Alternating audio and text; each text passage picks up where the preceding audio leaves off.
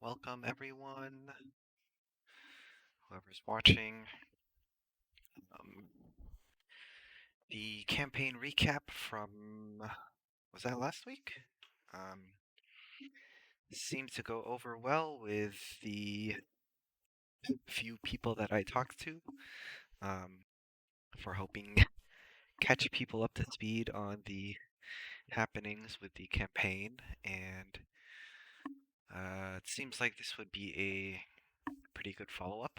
So I'll be going through our somewhat hastily made up NPC sheet to discuss the various NPCs of relative importance that we've encountered throughout the campaign, as well as later on some magical items and homebrew stuff, because we do have a lot of magic items, as much as um, Jeb says that they give us way too many magic items. Our DM graciously continues to provide, so there are a lot of things that we can do that may not necessarily seem intuitive. So those will be explained as well. Um,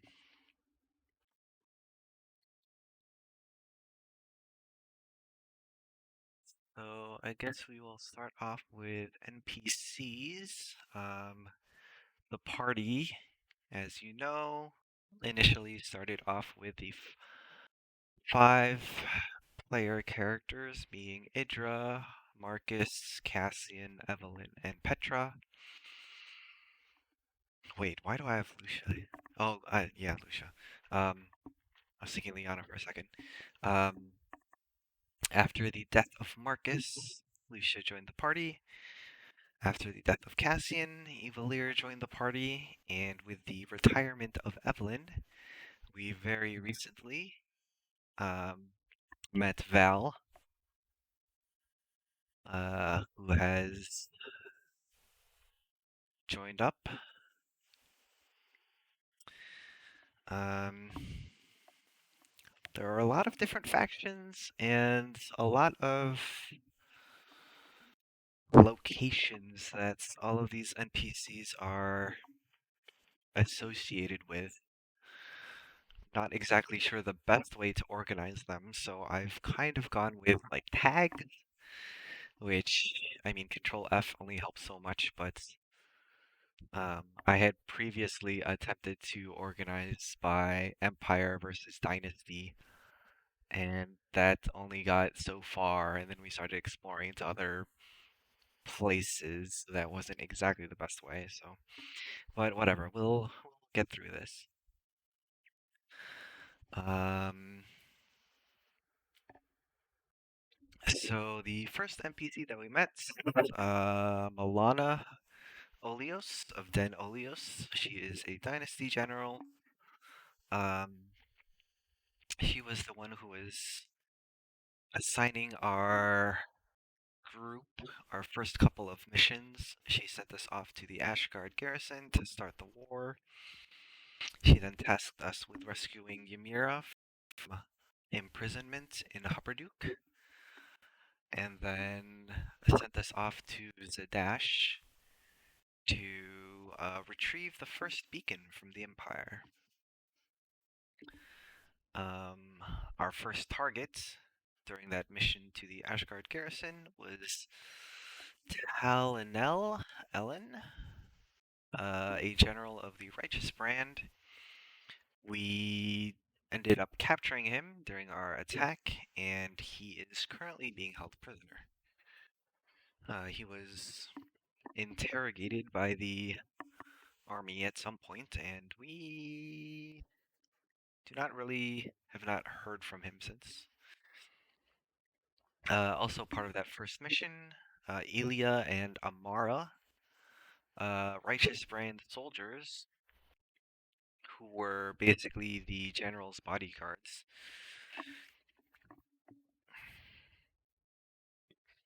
Excuse me. They were deemed expendable for the mission. We managed to slay Amara, but Ilya escaped, and she sort of sounded the alarm that the garrison was under attack and made our faces known to the Empire. Then during our mission to Hopperduke, there was Magnus Thorobon, the head inventor. Um, he had created some soul crystal type things that were used to power magical soldiers, as well as helped him to control a dragon, Adelon. Um, Adelon is a dragon that we had fought um, while he was under the control of Magnus, but we ended up freeing him by destroying the huge crystal attached to him. We befriended him, and in taking him back to the dynasty, he asked us for help in reclaiming his lair from another dragon who had forced him out of it by the name of Geladon, which would become one of our later missions. On our way to Zadash, we encountered the Iron Shepherds and Lorenzo, their leader. Um, they assaulted us while we were long resting in between the travels from the garrison to Zadash. And while we did defeat the majority of the Iron Shepherds, Lorenzo ended up surviving and escaping. He later took part in the counterattack on the Ashgard garrison, but was defeated there by Cassian. The gentleman, um, we met him in Zadash. He is a underground gang leader type person. He was our contact in trying to meet up with Liana and Petra. We kind of got him raided by the Righteous Brand when we were escaping after our successful theft of the beacon. So we don't really know what happened to him, and he probably doesn't like us that much anymore. Um, but we have not been to Zadash since, so this is fine. Liana Thalis, our main point of contact with the Den Thalis, one of the middle sister of the Den. She worked with Petra for some time before Petra joined the party, and eventually has uh, become Petra's love interest. Yes, your wife. Um, during our yeah, the gentleman gave us a side job while we were planning out our attack on the tower that held the beacon. While we traveled to Lyndhurst, we were attacked by the Jedi Order. There are definitely Jedi in this campaign, thanks to Marcus. Marcus being our well, we don't really know exactly what his alliance was. And we didn't get his full backstory, but he was a Jedi who left and then became a Sith, but then he left them too. So there both forces are looking for him, and the first to get on our tail were the Jedi. They are in lore described as a branch of the Cobalt Soul specialized branch, and they just happen to be tracking down Marcus. Mm, not necessarily with bad motives. They wanted, I think they wanted to take him in for questioning, but they did attack us. So, um, upon our arrival at Lyndhurst and discovering that the town was mysteriously abandoned, we ran into Sella, Aldos, and Balthazar, Blackwater, both hired by the Crown's Guard in Zadash to investigate the happenings in Lyndhurst. Um,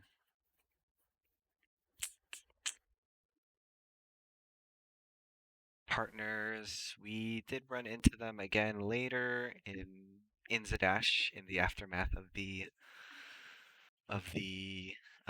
beacon theft. So whether or not they are still considered allies, since we technically did work with them during the Lyndhurst mission, but since we found ourselves on the wrong side of the law, perhaps they are not too keen on working with us anymore. Um, and then we ran into Morgan, a half-elf vampire, our first recurring antagonist, working as a cultist of Orcus. Uh, Her main plan has been, so far, opening portals throughout the material plane to let through hordes of undead. She was not captured, apparently vampired by Korand, who will be introduced later, and seems to be going through a change of hearts, although how far she takes it has yet to be seen.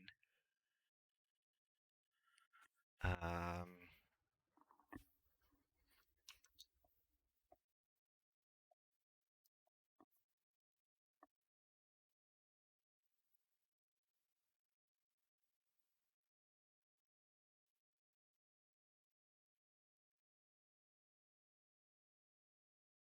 um, what else?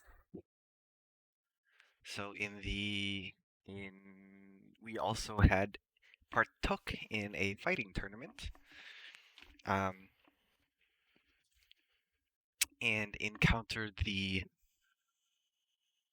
Immortal Iron Fist, which is another mercenary group very similar to ours, consisting of Kayla, Leon, Lisa, and Kovac.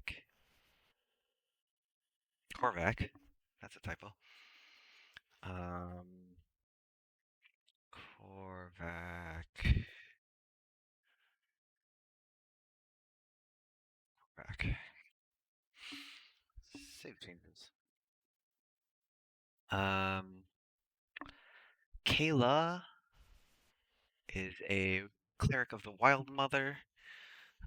She sort of formed a bit of a love interest relationship with Marcus. Um, took part in a counterattack on the Ashgard garrison, and shortly after that joined the party for a while. Is now trying to figure out what to do with her life because she is not exactly part of the empire, but we can't really keep her in the dynasty, so good times. Um, Leon, Kayla's brother, uh, he was a super bro. Fortunately, we didn't really get to know him too much. He also took part in the counterattack on the garrison and was unfortunately killed um, due to lack of action from Cassian. Lisa, apparently the leader of the Iron Fist, um, she seems to have connections to the Cerberus Assembly and is a bit of a rival to Evelyn. At one point, she busted into our house and tried to rummage through Evelyn's workshop, although Evelyn was rather smart about her things and didn't leave much to be pilfered. Korvac, who is actually Mogul, is a half-orc fighter turned Lycan blood hunter by the Cerberus Assembly. He is one of the former teammates of Rux, um, who he lost contact with when he fled the Empire.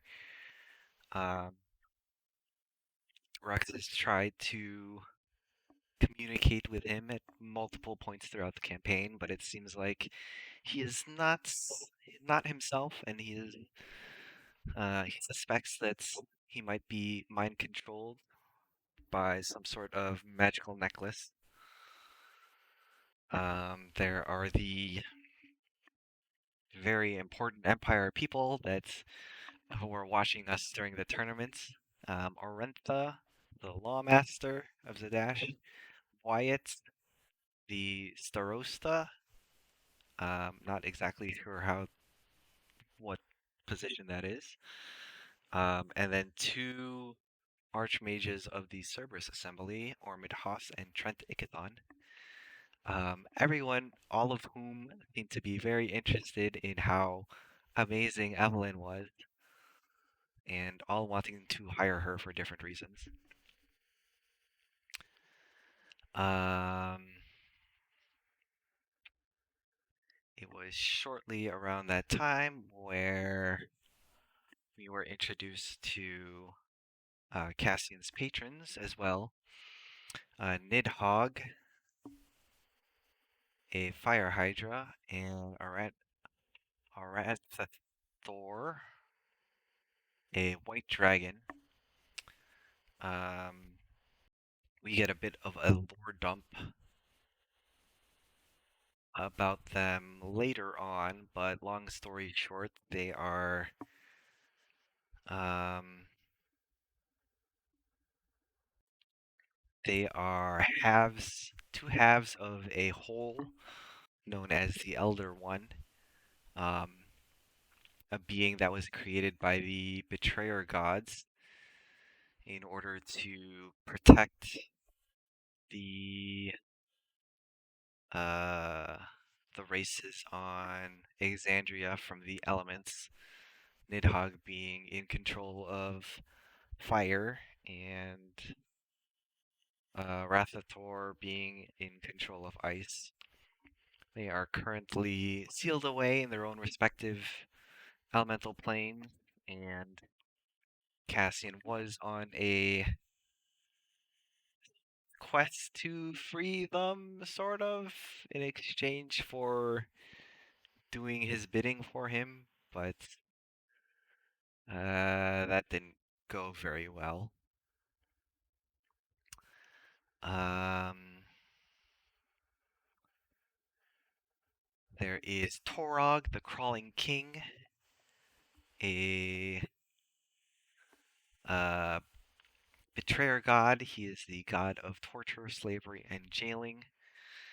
Petra used to worship him, and I guess was worshiping him during this point in time in the campaign before she had her uh, religious epiphany.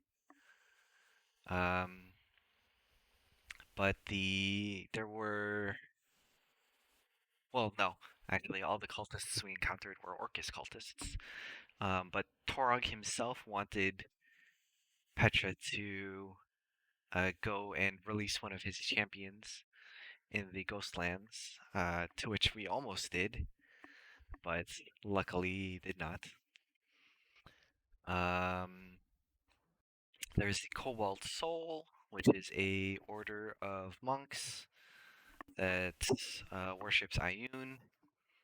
Um, they are like the overarching body that oversees the Jedi Order, I guess.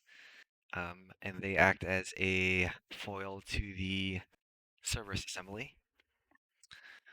The Bright Queen, Laylis Kryn, um, leader of the dynasty. She accepted the Fantastic Five into the dynasty as, I guess, her special guests, official employees, something. Um, when we returned the beacon that we had taken from Zadash, she's very obsessed with this war and wants to make the Empire pay for stealing her beacons. Clarence is our Drow butler. He was assigned to us. Um, so in return for returning the beacon, the Bright Queen gifted us a house in Rasona, and Clarence was assigned to us as our personal butler.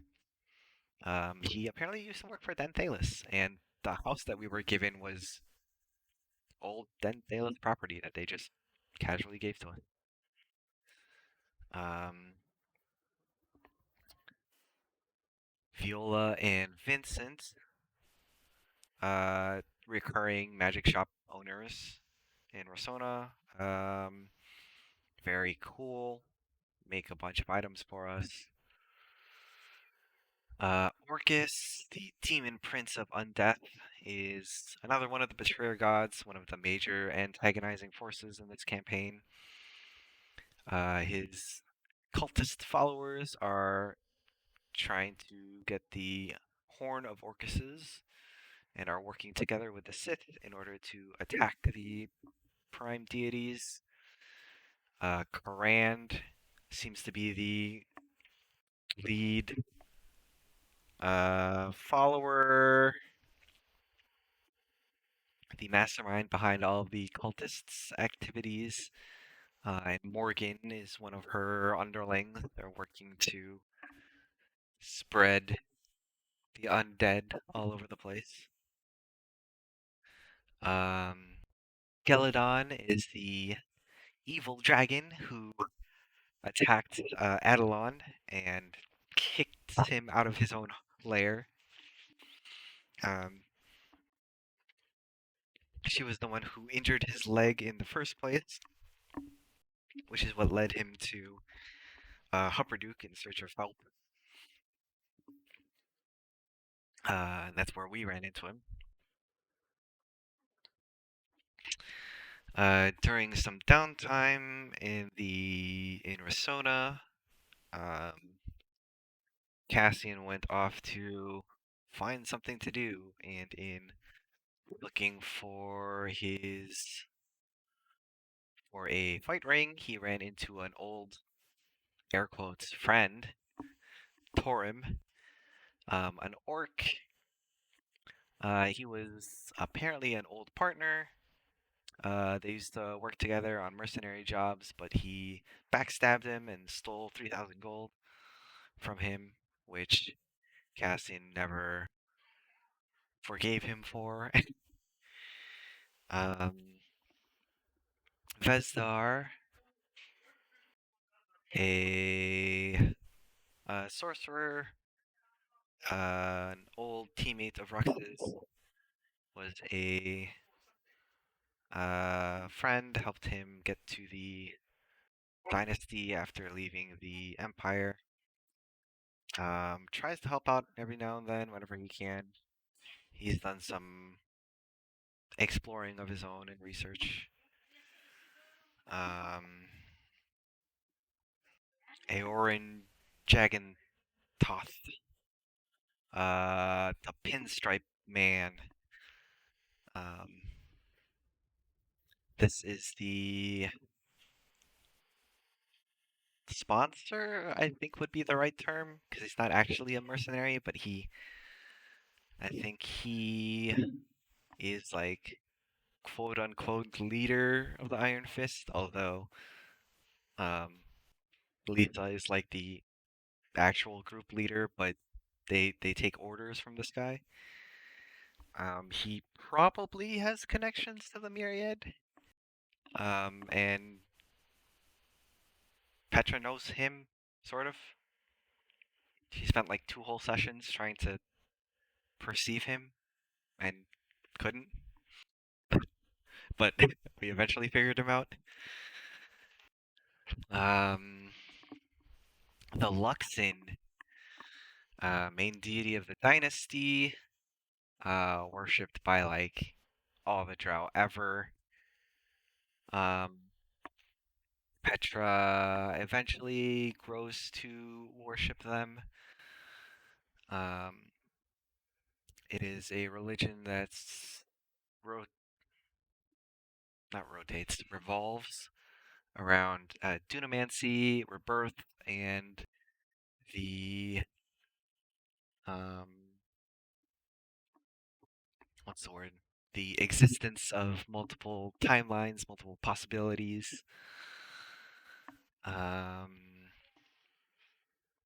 and then from here, the party went off to the Ghostlands to investigate some Orcus cultists that had taken over a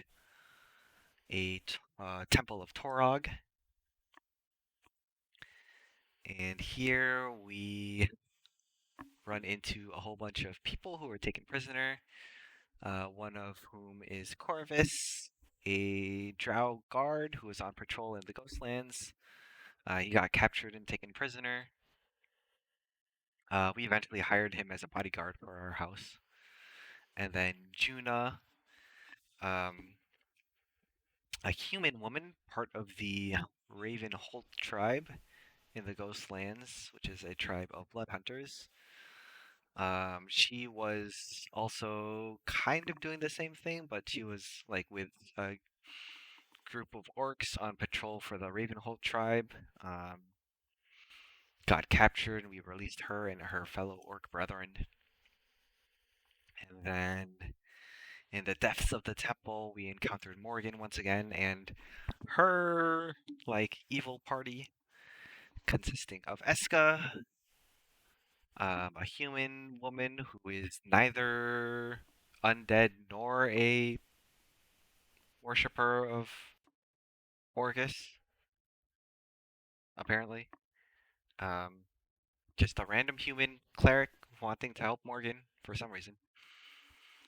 Um, and then Damien, this bro of a shadow paladin, something or another. Um, he was definitely worshipping Orcus, and he was the original owner of Craven Edge. He succumbed to a 1v1 with Marcus, but Morgan and Eska were able to escape. And then it is here that Petra almost unleashes the champion of Torog onto the world, but um, intervention by Nicolaj, her old Cord mentor, um, somehow keeps things from um, escalating. Um, he is trying to turn Petra away from the Torog way and lead her back to Cord, but she's not having any of it. But she does manage to see clearly enough to not unleash his Torog champion. Um, back in the dynasty, we are invited to a dinner party where we meet Malagar, who is a general. This is Cassian's father, who seems to not care too much about Cassian. Um, doesn't take him very seriously, and Cassian, for whatever reason, absolutely hates his guts and wants him dead, and then did not want him dead and wanted him to suffer eternally in hellfire or in ice. And this is what led to one of his deals with his patrons to basically imprison his father in the elemental plane of ice. Um, and Dinah, uh,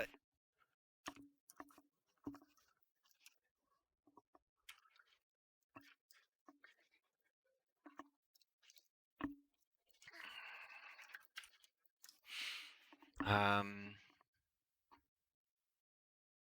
Dinah Bassoon. She is the Aurora Watch General, which I think is the like main guard um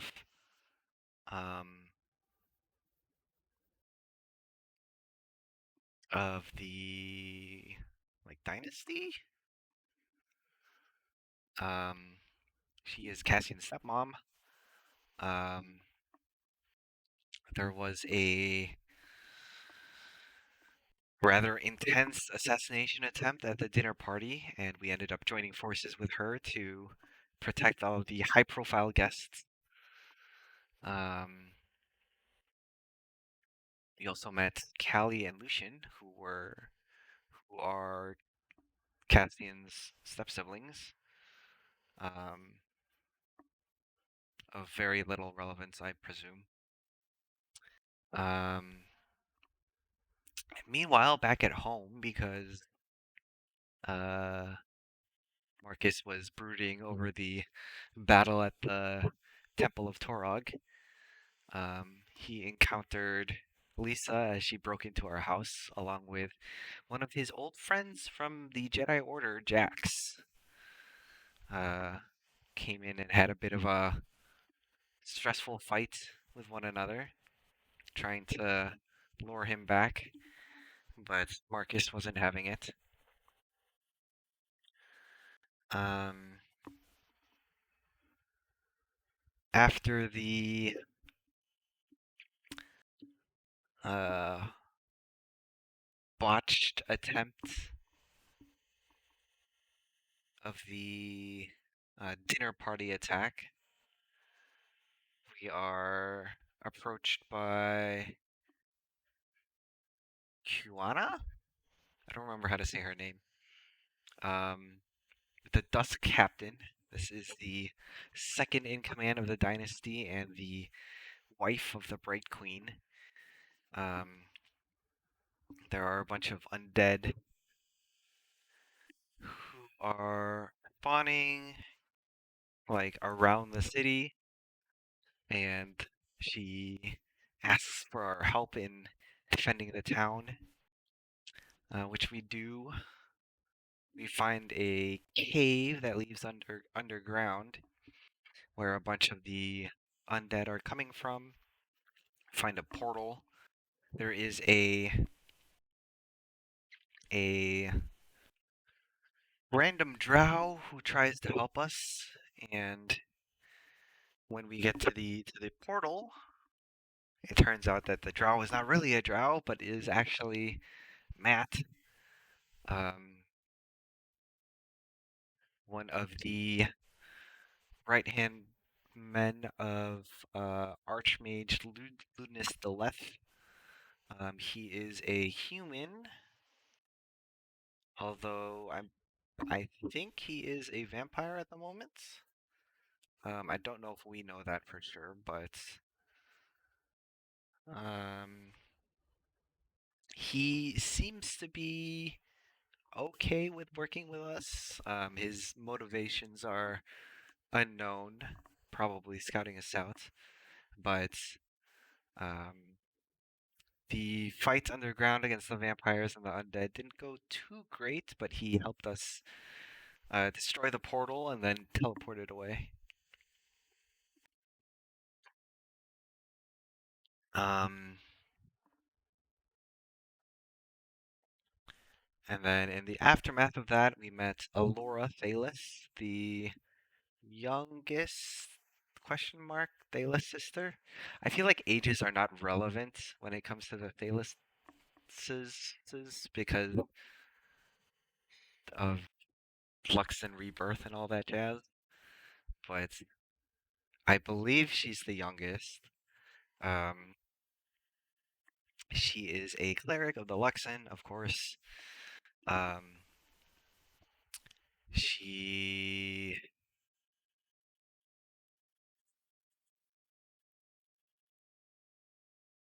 Oh, they are twins. Okay. That is good to know. I did not remember that. Um,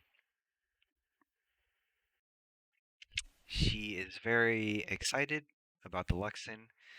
Uh, probably leads youth group. And she plays the lute. She tried to give like religious pamphlets about the Luxon to Petra at one point. That's really all I remember about her. And then we met Zeldrak, a older elf who seems to have some sort of acquaintanceship with Evelyn.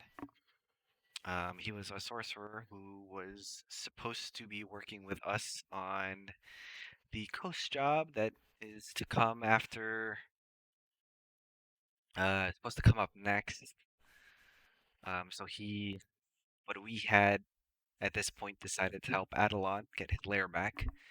So he decided to go ahead and scout out the coast while we did that. But that ended poorly because he would get captured and uh, basically demagicked. Um, on the way to Adelon's lair, we get shot down out of the sky because people assume that all dragons are evil. Um,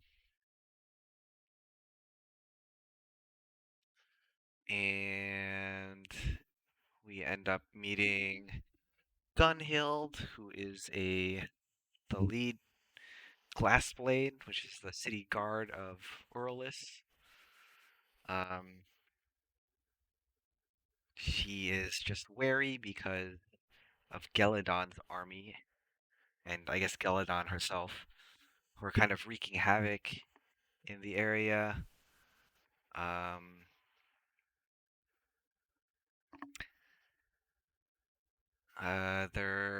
she has like a partner, Salik, who's an Aarakocra, a mute Aarakocra, which was interesting to RP with. Um,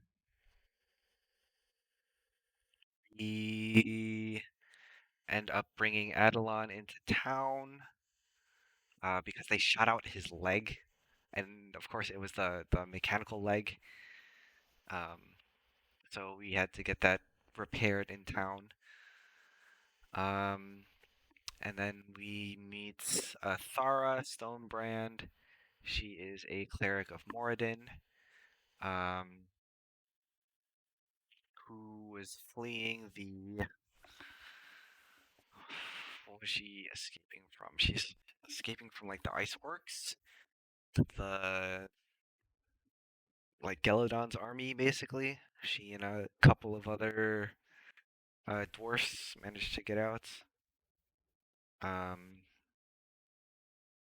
and when she like got to know the team and stuff, she figured out uh, Cassian's swords were linked to his patrons, who are super evil, and she like freaked out at him.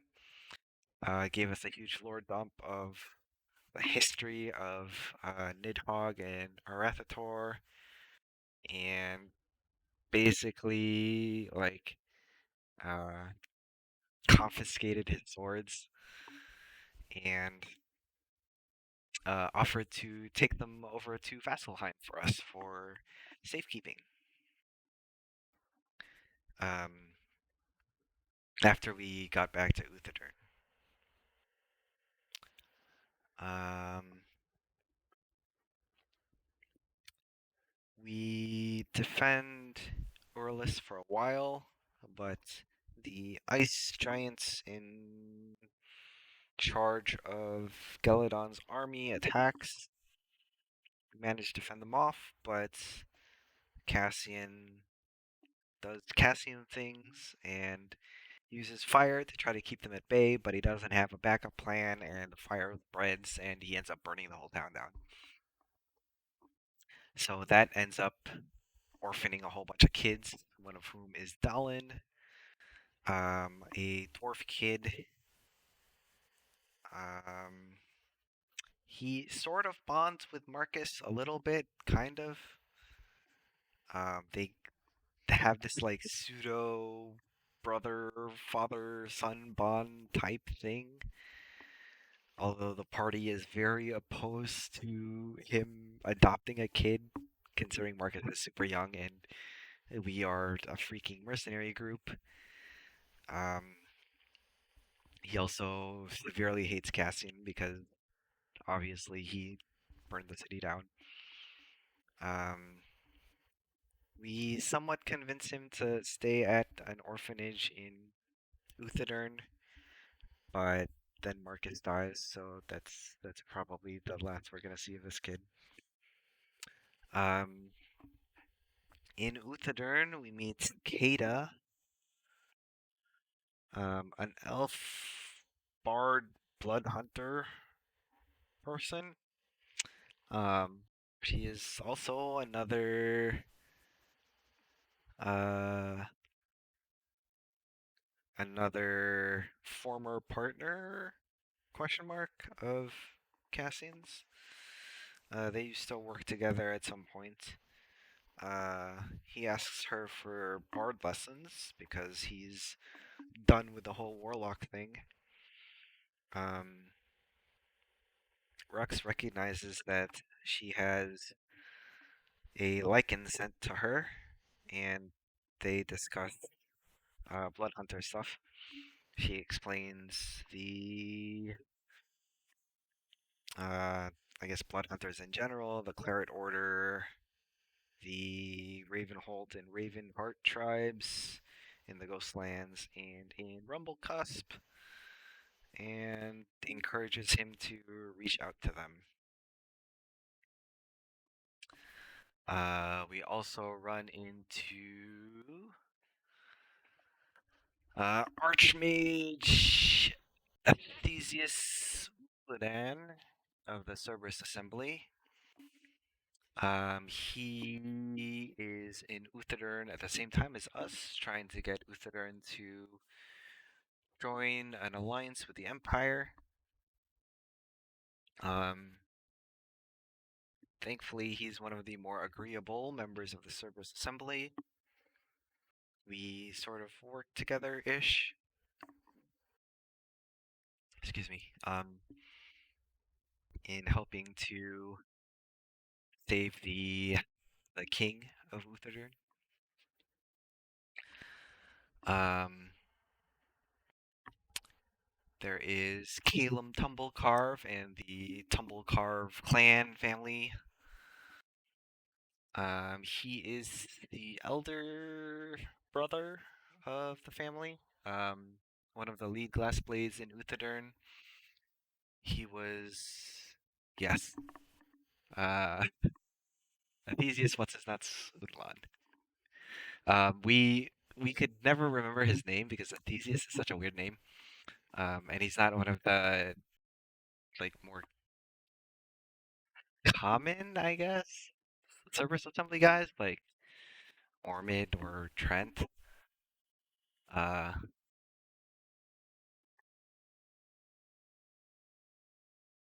Wait, is it actually Tumblegrave? I thought it was Tumblecarve. Um,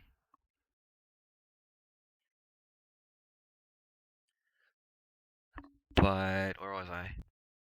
Calum was working with the Sith uh, to open a portal in his like secret underground lab to one of the uh oh yeah, Tumblegrave.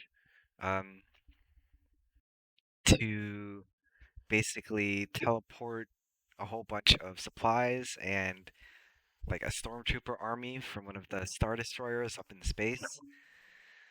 Um, and in return for that, they provided him with a whole bunch of uh, Sith technology, and they gave him some like vampires and like a portal or two to like help protect his family from everything that was happening. But the rest of Luthadern was supposedly up for grabs. He was a bad guy. Um, um, what?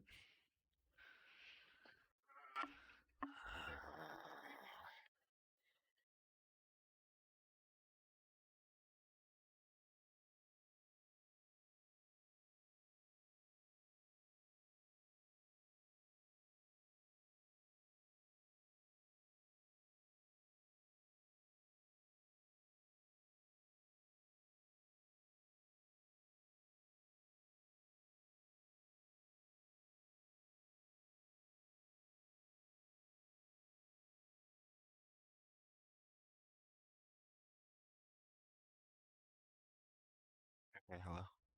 Okay. Um, where was I? Tumble cars. Sebastian Tumblecar. He is the head of the family. He is a historian and uh, like collector of ancient artifacts. He is very interested in Jedi and Sith technology. He basically collects a whole bunch of lightsabers and then gives all of the spare stuff to Caleb and his men. So this is why all of the Tumble Carf guards have lightsabers, which was very confusing to us when we first got into town. Because apparently Sebastian only has Sith lightsabers. Um, the royals in Uthadern. So there's it's basically a diarchy. There is an elven king and a dwarven queen. One of the major plot points in Uthadern is that the elven king, Em- Emathan Talviel, is has been turned into a vampire. And they're trying to figure out how to unvampire him. The dwarven queen, uh, Simone Frunast, is seeking help to the unvamp the king. Um, our sort of angle is that because of the forces that we saw in Orlis, Geladon's army has probably grown too large for us to deal with on our own, so we're hoping to ask Uthadern for help. We figure maybe if we help unvamp the king, they'll give us part of their army to march on Geladon. Um, Unfortunately, we don't have the capabilities to unvamp a king all on our own, so we end up partnering with Archmage. What's his nuts? Um, we basically provide the materials for the ritual, and he casts the actual spell because none of us know how to unvampire someone. Um, there's also the Elven Queen, uh, who is technically not really queen. She's just the king's wife, because the Dwarven Queen is the queen in power. Elven King's wife is just the wife. Um, but she is Alessandra, and she's basically losing her mind because the king is a vampire. Um, in researching, yeah, Uthadern's pretty crazy with his politics. In researching, so the the Uthadern castle got attacked by vampires, and the queen died, but we saved the queen. And so, because of that, she gives us a chance to help the king. And in doing research about how the castle could have come under attack by vampires in the first place, we start suspecting Calum. Um, does not like that we are poking our nose into his business, and so he locks us in his basement and tries to kill us. But of course, he didn't lock us in his basement. He locked all of his people in the basement with us. And so we destroy everyone, uh, work our way through the lab, and then find the giant portal that he's got there that leads up to a Star Destroyer. And it is here that we encounter Lord Harkin, um, aka Tony Harkin. Uh, he is a Sith Lord. I think he's a demon. I'm not sure if he's actually a demon or not, but he is some like giant monstrosity thing. He's not particularly humanoid. Um, but he is the Sith Lord in charge of the Star Destroyer that's connected to the portal. He's the one who's working intimately with um, Calum at any rate. Okay, yes, he is a demon. Jeb confirmed. Um, so demon Sith Lord. Um, we do defeat him, but we aren't able to get the finishing blow, and he retreats through the portal back to his spaceship, and we are unable to do anything besides disable the portal. Um, in looking through the supplies, Orcus is a demon. Yes, Orcus is a demon, but Orcus is not uh, Bane. So, like, I consider the vampires and the Sith to be separate entities, even though they're working together. So I wouldn't assume that Sith and demons would mix just because the Sith are working with Orcus, if that makes sense. Um, um,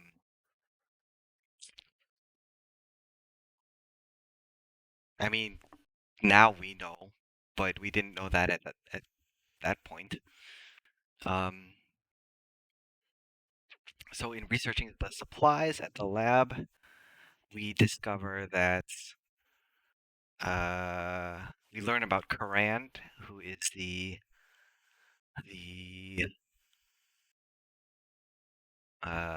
mastermind of the Orcus cultist stuff, the Orcus half of things. She is a tiefling vampire. She is the one who vampired the king. And we find out later, actually, that she is the one who is responsible for Morgan being a vampire as well. She has uh, allied herself with the Sith. Um, we can assume that she was working with Lord Harkin, but during the events of Port Damali, we find out that she is definitely working with Lysandra. Um, let's see. Other stuff that we got in the lab. Sedge, Rux's pet wolf. We found an ice wolf pup that uh, they were experimenting on. They had like some drider collar thing on it, trying to turn it into like a wolf spider hybrid thing.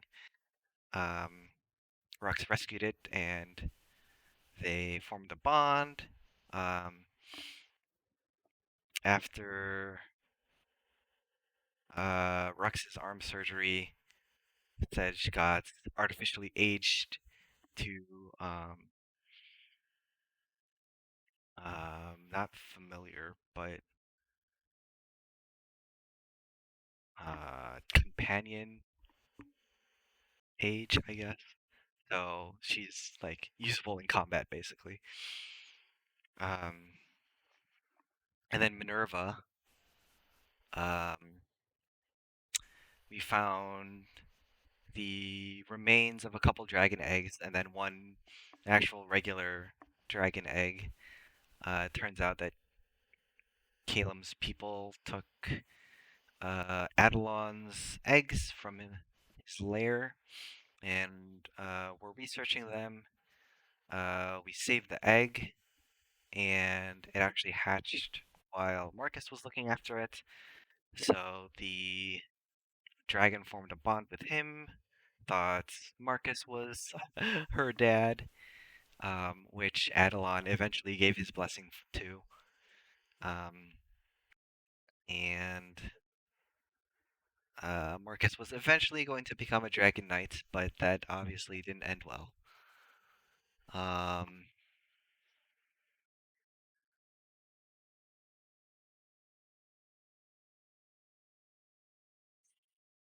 we during the celebration of the unvamping of the king, um, we meet Glimmer, who, okay, I'm not exactly sure what Glimmer is.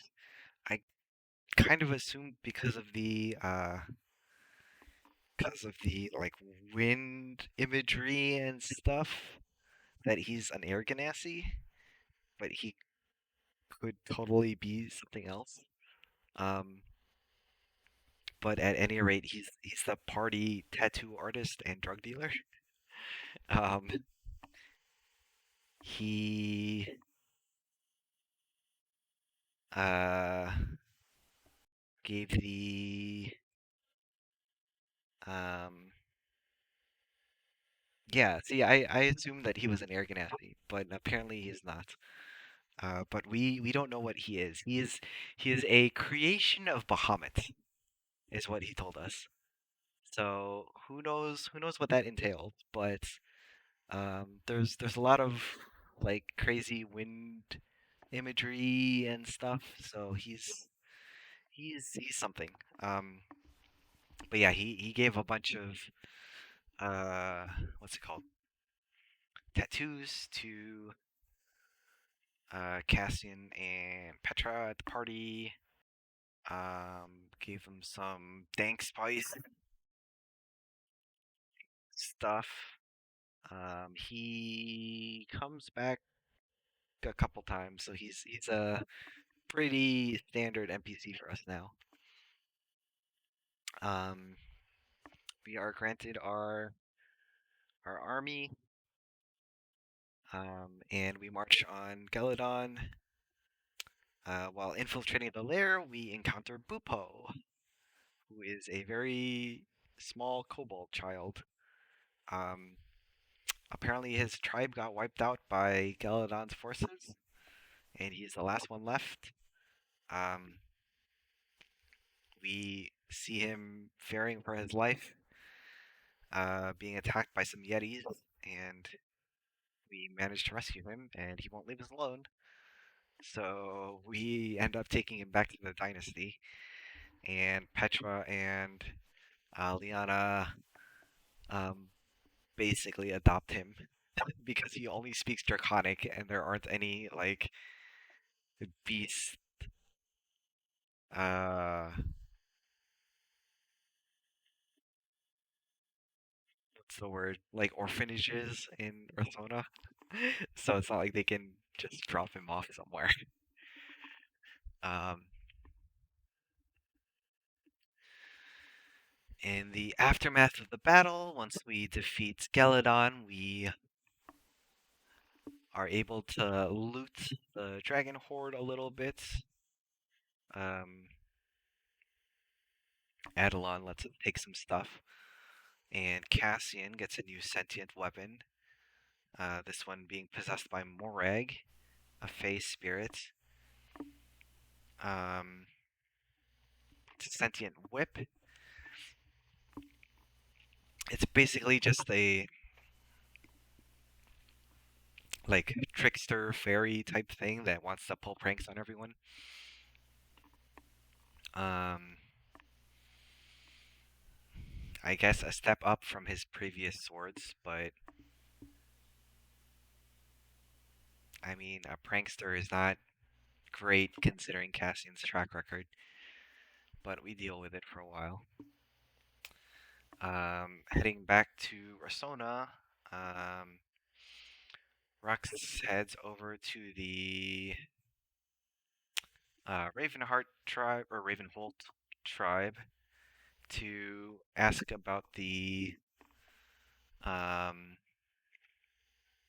about the whole Blood Hunter thing. Be like, hey, I didn't know you guys are Blood Hunters. I'm a Blood Hunter too. Um, have a whole big discussion about blood hunting in general. The fact that the Empire is experimenting with blood magic. He gets welcomed into the tribe, inducted. I think that's the word I'm looking for, as a member. And he also um, fixes Rux's arm because Rux lost an arm to Morgan. Um, so he harvested Galadon's arm and heart and asked Turok if he can. So Turok is the name of the chief of the Ravenhold tribe. Um, asked him if he could do anything about his arm, and they did some crazy blood hunter surgery on him, and he's like part dragon now, basically. He has a dragon arm. He also seems to be somewhat knowledgeable about the Sith and about Orcish stuff. Um, at least through the context of what a high ranking follower of the Raven Queen would know. So they share some information about that. Um, we also learned about Rugnal, who is the chief of the Raven Heart tribe over in Rumblecusp. Um, he has been missing in for a while, but the weird thing that Turok points out is that his powers line up with the powers that Rux has. So he sees a twist of fate there, but is worried that um, he might have been experimented on and perhaps killed or something, and his powers like transferred over to Rux in some way. Um, After that, we decide that thinking back to Lisa, like um, breaking into our house, we hire some bodyguards for the place. Um, so besides Corvus, the Aurora Watch guard bro that we rescued from the Torag Temple, we also get Sahaz, an albino gnoll, and Jamie, ASMR paladin. They join the payroll and are in the house uh, with Clarence. Um, it is also at this point that Vezdar, Rux's old friend, um, returns from doing some research in Shady Creek Run, and he has rescued one of their old teammates, Zathu, who was a Yuan-Ti like cleric, but at this point she is just a giant snake, and they we don't know why, and she won't untransform. So we are currently under the assumption that it's blood magic experiment gone wrong, but no one really knows anything. So we're kind of sitting on that one for now. Um, we also meet Essek at this point, who is definitely not as cool as Critical Role Essek. Um, he is very emo and broody and sarcastic, but not in a good way. Uh, he's the elder Thalos brother. His title is Shadow Hand, which no one knows what that means. Um, he's also one of the few people that knows that uh, Liana has a beacon, which, yes. Um, so when we fought Gelidon, oh, there are actually, I forgot about, there are multiple beacons. Um, so we found a beacon in Gelidon's horde, or wait, is it Adelon's horde? Um, regardless, there was a beacon in the horde that we took, but then also when we when we were exploring the caves, I completely skipped over the entire ship thing, but there weren't any NPCs there, and we never learned the name of the Sith Lord that was in the caves, so I guess that's not very relevant for this version of the recap. But there was another beacon there. We decided to return one of the beacons, and Liana kept the other one for her own personal research, just cause. Um, so that's a thing. The only ones that know about the secret beacon are uh, Petra, Rux, Evelyn, and Essek.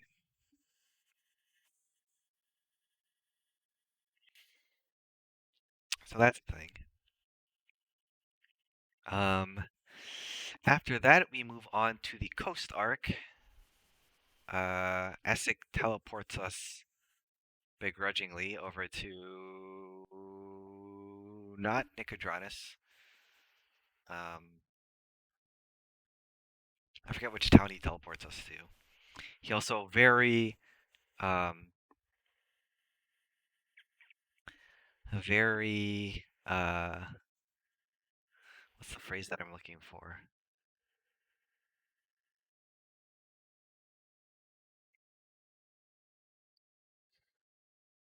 I can't, I can't English. Yes, he brought it to the dash.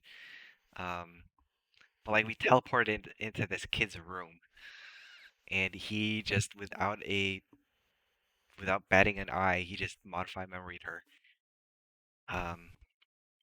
Because he's that kind of person. He's not hot boy Essek. Um, but we make our way from Zadash to Nicodranus, and then um, from here we hire Sarah, who is the captain of the Wind Sparrow. We hire her to bring us to Broken Bank, and then from there we will. So our main job is to get to Dark Toe and hire the pirates to work with the dynasty, since the Empire got Luthadern. But obviously, people on the coast are not going to want to go to Dark Toe. So we're like, hey, we need to go to Broken Bank. And then when we got to Broken Bank, we're like, by the way, Broken Bank is nice, but we need to get to Dark Toe. And she kind of agreed. She was like, she agreed to like drop us off, like on the outskirts, which technically got us as far as we needed. But before that, there's a bunch of other people that we run into. Um, her crew is not super important. But while in Nicodranas, we discover the wanted poster for the Plank King and for Fengar. Fengar is one of the pirate lords. He is the captain of the Astray Freedom, and has a huge gold reward on him. Um, we encounter him after Broken Bank. Um, he is fighting off some Clovis Concord people and stuck in combat with Evalier. We chase him off. He flees, I guess, and we give chase. And he ends up being our way into Darktoe. Yes, Fingar fights sharks apparently. Um, the amount of crossovers with our multiple old campaigns in this campaign is somewhat impressive. Um, but if I try to explain that now, that's going to make things just even more confusing. So I will leave that for some other time. We also encounter Vaster, uh, storm giant? Question mark. He's a giant of some sort. Um, he worships Horde, and he is hunting people who worship Arathator, and tried to fight us because he thought we were Arathator worshippers. Because previously we had like just been attacked by a whole bunch of Sahagin because Cassian disavowed his patrons, and so both of them started sending people to kill him basically and get the swords back. Um, um,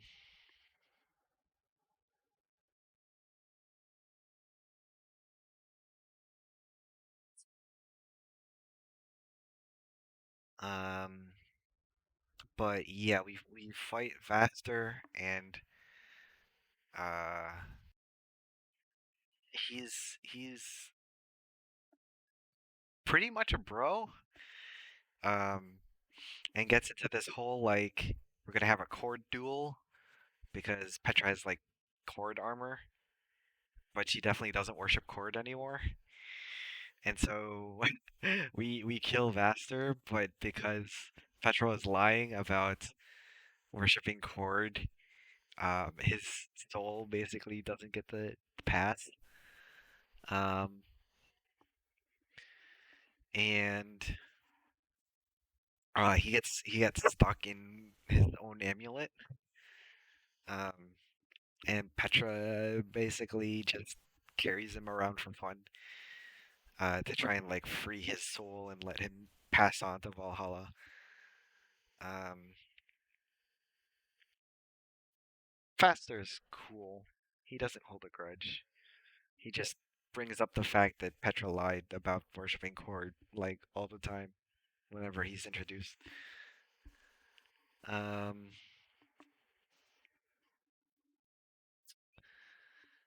yeah, instead of uh being in Valhalla and drinking and fighting with Cord, he gets to be stuck in a in an amulet and fight with whoever Petra's fighting instead.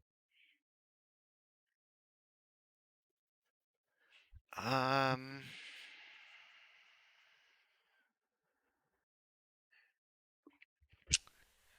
at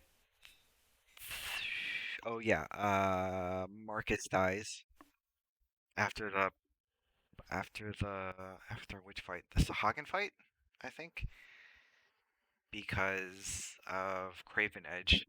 So he basically no, yes, it had to have been because we buried him at Broken Bank. Um, so he basically absorbed like a whole bunch of Sahagin soul, which awoke Craven Edge. And then when we long rested for the night, Craven Edge stole his soul. Um, and after getting to Broken Bank and burying him, um, Rocket prays to the Raven Queen, and makes an oath to her. So Raven Queen is, as he learned from Turok, the uh, matron of death and the souls of the dead. Um, Blood hunters and the Claret Order tend to worship her. And he, so Rux basically made an oath of vengeance for Marcus, um, and swore to oppose Orcus because we've been running into vampires for basically since our like third mission in this campaign. Um, and they're like intensifying their actions and everything just seems bad for Orcus stuff. So um, the enemy of my enemy is my friend, except we both have common enemies. I don't know. Um, I don't exactly remember how that discussion went, but Rock allies himself with the Raven Queen. Um, I guess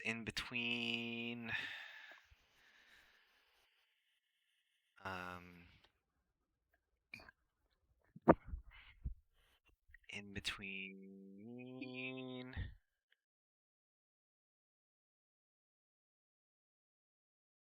in between Broken Bank and Dark Toe, we get to Sailor's Rest, which is an island of bullywugs and harpies that has been kind of zombified, sort of. It's been like The Last of Us id. It's got like some fungus zombie virus spore thing. Um, it's basically corrupted all of the life there. People are turning into plants. A bunch of the nature has been corrupted as well. We meet Jonah, Melody, and Giovanni, who are the leaders of the humans, the harpies, and the bullywugs in town. There are a small group of people who are still not affected. And they're hiding out in town. They need help to cleanse the area. Crick rot, yeah, whatever that is. Um, and so we get pulled into that. We figure we should help. Their description of what's happened led us to believe that was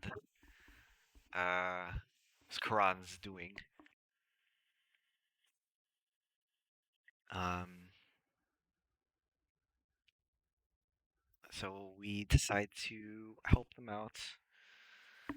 We encounter Washia and Quavoth, who are the Harpy Matriarch and the Bullywog Froghemoth, both completely corrupted by this disease.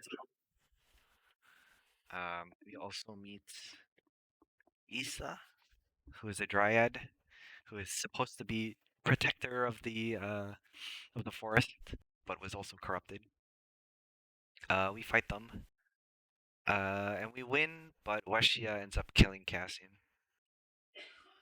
Um, so we bury him there.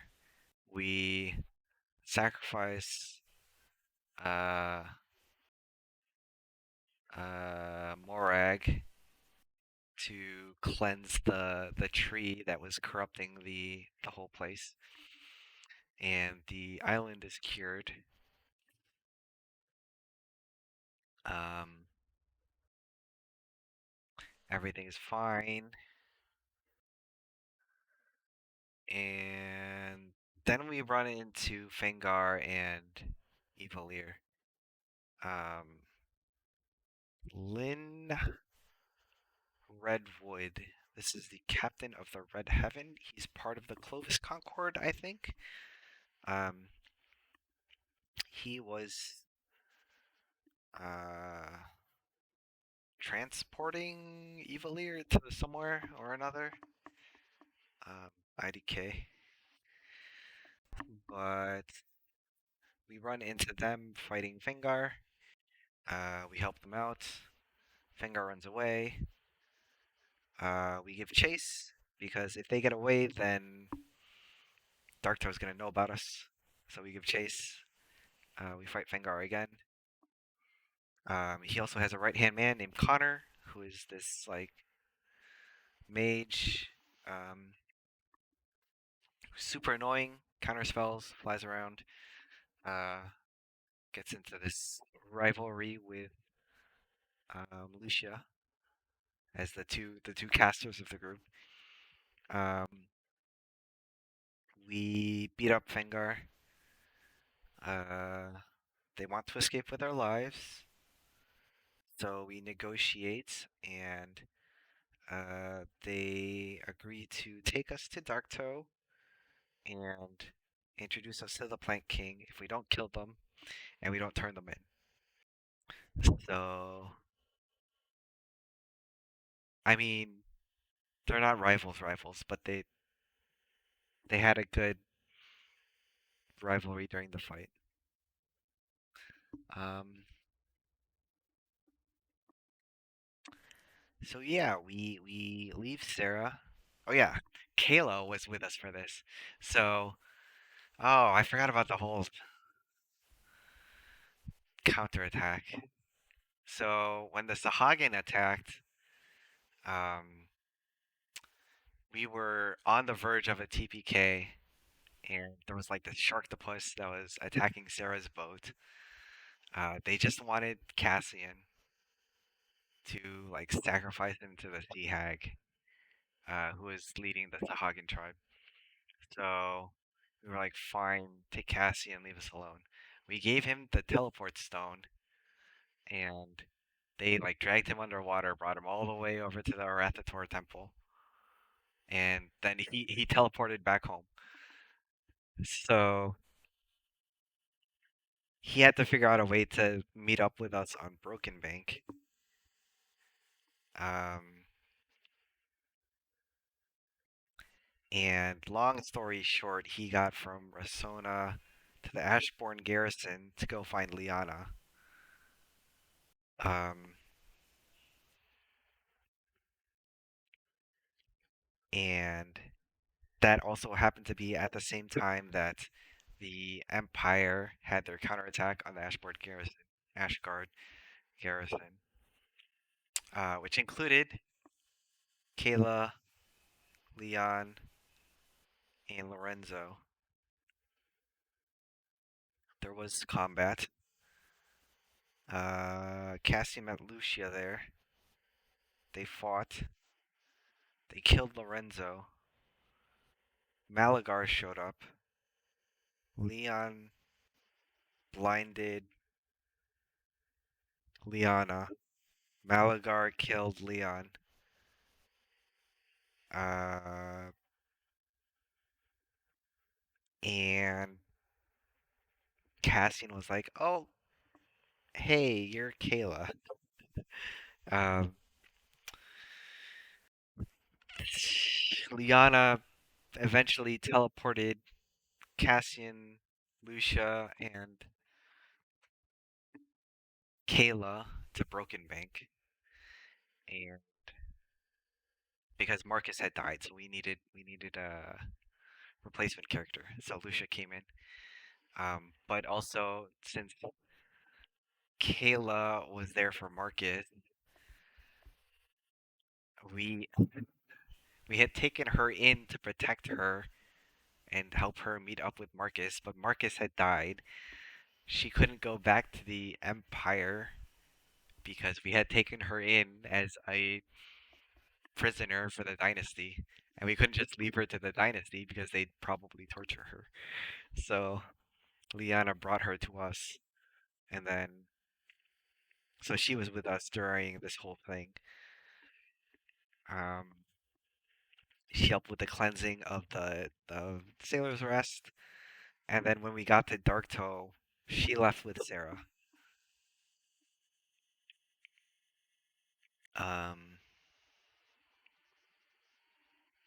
so we parted ways with Sarah, and we hitched a ride with Vengar to get to Darktoe.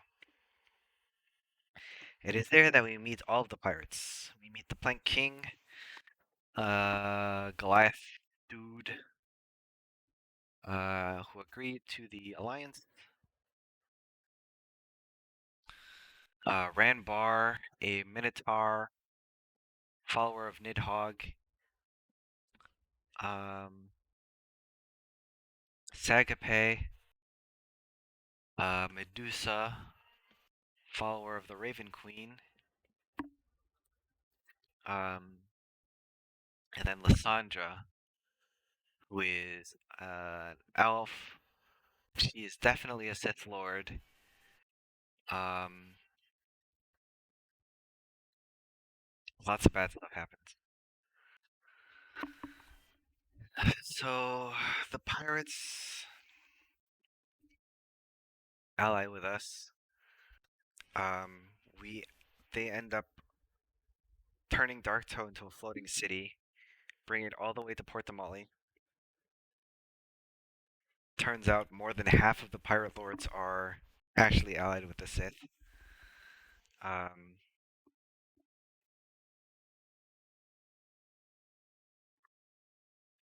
please. Um,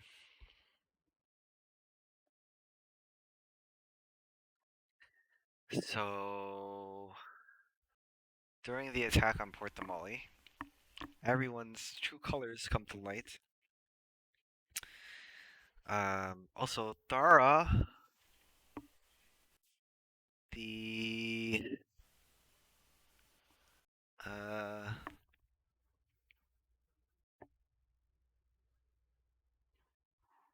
the cleric that took Cassian's swords, she had to go to Port Damali in order to get passage to Vasselheim.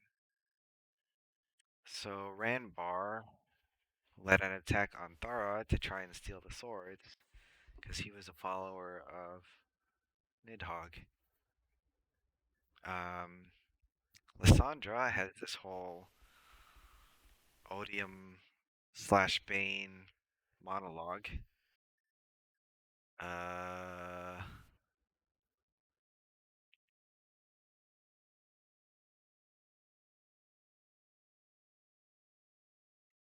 and then attacks the Divine Gates and kills Bahamut. Um, Fengar is apparently sided with the Sith because all of his men dress up in stormtrooper armor. And that leaves Zagape, who is kind of our friend, sort of, maybe. Um,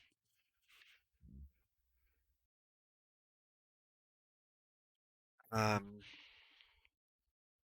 she doesn't agree with anything. She helps us in our attack on the Golden Chain, who are another mercenary group that we are told to attack. Um,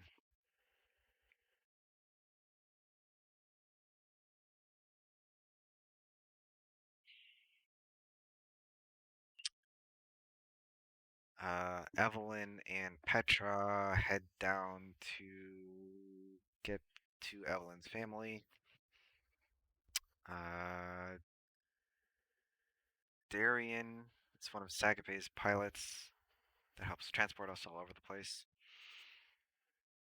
Um, we learn about Odium slash Bane, who is the god worshipped by the Sith, god of passion, and then Bahamut slash Platinum Dragon slash Honor, who is the god of honor. He gets killed by Lysandra during the attack. We meet the other Liana with an E, who is Evelyn's wife, and Amelia, who is Evelyn's daughter. They get whisked away and put on an airship sent to that one continent that I don't remember. Marquette, yeah, that's the place. Oh, there's also the nice old neighbor lady who I forgot to put on the sheet. Um,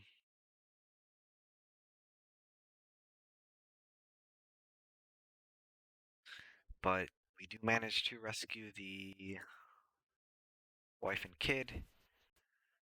Um, Port Damali Falls. We have a wedding, and then we go back to the dynasty for the Thalos potluck, where we meet a whole bunch of people. Madeline, yeah, Madeline is the nice old neighbor lady who is acting nanny for Amelia. Um,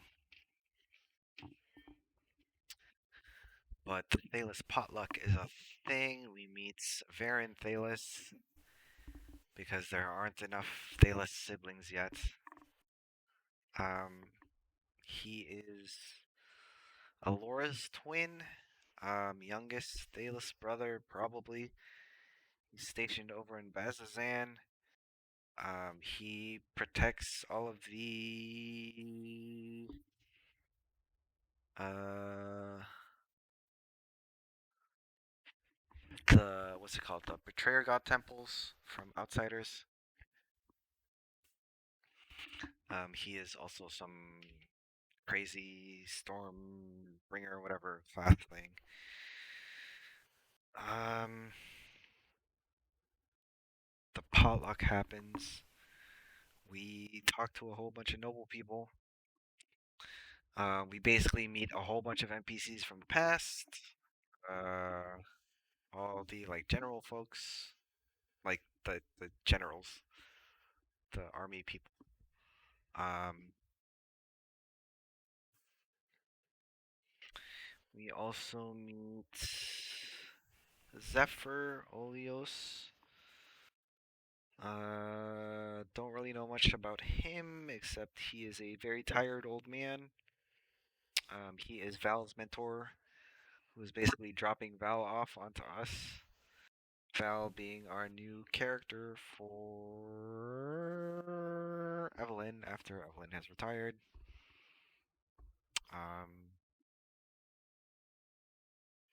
Also, I don't remember if I mentioned this, but Evalier was the replacement for Cassian. So we meet Zephyr and Val uh, before the party, and then the party happens. Um, all the generals, the queen shows up. Queen's wife shows up. Um, and I guess the two main new important people are Lucia's not girlfriend, Sunala? Zundala. Um, yeah, very clingy, very not GF, but still thinks she's the GF. Um, and then Zin, who is another shadow hand question mark. Um, he wears a fur coat even though it's warm outside. Um, and works together with Essek on very important top secret missions for the dynasty. Um,